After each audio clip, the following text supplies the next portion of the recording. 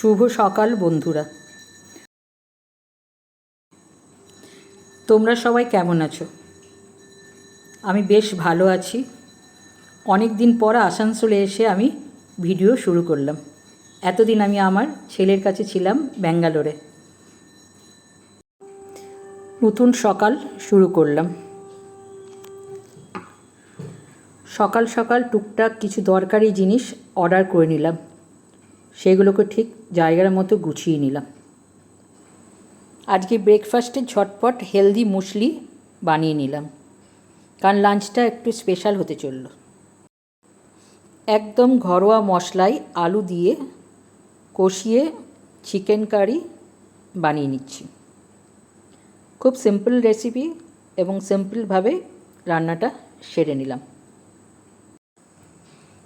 ব্যাস, ধোয়া ওঠা গরম গরম ভাত আর মুরগির ঝোল, ব্যাস, আর তো কিছুই লাগে না।